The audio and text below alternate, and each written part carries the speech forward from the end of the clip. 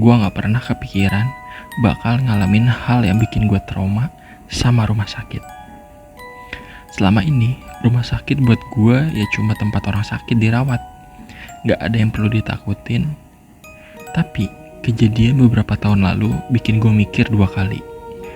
Jadi ceritanya, waktu itu gue nemenin sepupu gue, namanya Rian, yang dirawat di salah satu rumah sakit tua di kota kecil tempat gue tinggal. Rian abis kecelakaan motor, jadi dia mesti dirawat beberapa hari. Gue kebagian jaga malam, biar keluarganya bisa istirahat. Awalnya gue santai aja, toh cuma nemenin dia tidur, apa yang salah? Kamar Rian ada di lantai 2, di ujung lorong yang sepi banget. Cuma ada 2 kamar lain di sana.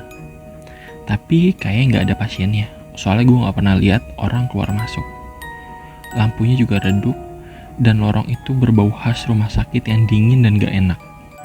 Malam pertama gue jagain dia, semuanya masih aman. Rian udah tidur, jadi gue duduk di kursi sebelah tempat tidurnya sambil main HP. Ketika malam kedua, sekitar jam 1 pagi, gue dengar suara langkah kaki di lorong. Gue kira itu perawat yang lagi patroli, tapi suaranya kok aneh, kayak langkahnya berat dan pelan banget.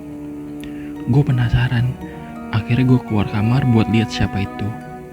Ternyata lorongnya kosong, cuma ada lampu kuning tua yang bikin suasana makin serem. Gue balik masuk kamar lagi dan langkah itu berhenti.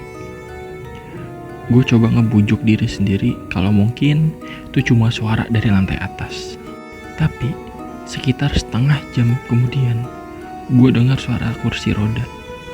Pelan, kayak ada yang dorong kursi roda itu di lorong. Gue langsung nengok ke pintu, nunggu siapa yang lewat. Tapi lagi-lagi gak ada siapa-siapa. Puncaknya pas jam 3 pagi, gue lagi duduk di kursi. Mata udah setengah ngantuk, tiba-tiba gue ngerasa ada yang ngeliatin gue. Bulu kuduk gue langsung berdiri.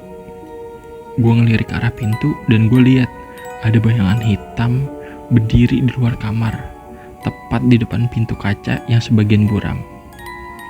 Sosok itu diam aja, gak gerak sama sekali.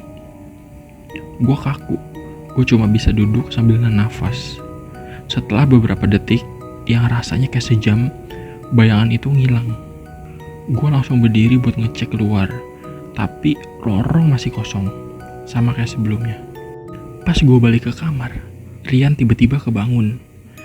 Tapi yang bikin gue merinding sejadi-jadinya, dia bilang sesuatu yang gak masuk akal.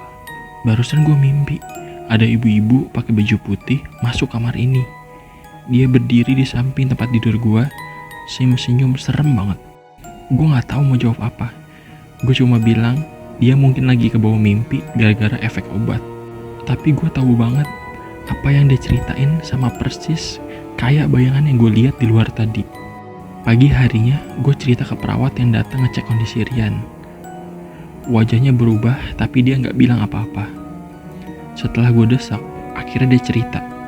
Katanya, di lorong tempat kamar Rian itu, dulu pernah ada pasien perempuan yang bunuh diri, gara-gara gak kuat sama penyakitnya.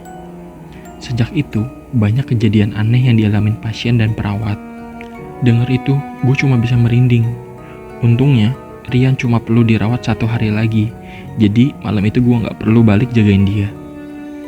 Tapi sampai sekarang gue gak bisa lupa suara langkah kaki, kursi roda, dan bayangan hitam yang gue lihat malam itu. Dan sejak kejadian itu, gue gak pernah mau nemenin orang dirawat di rumah sakit kalau harus nginep. Trauma gue udah kelewat dalam.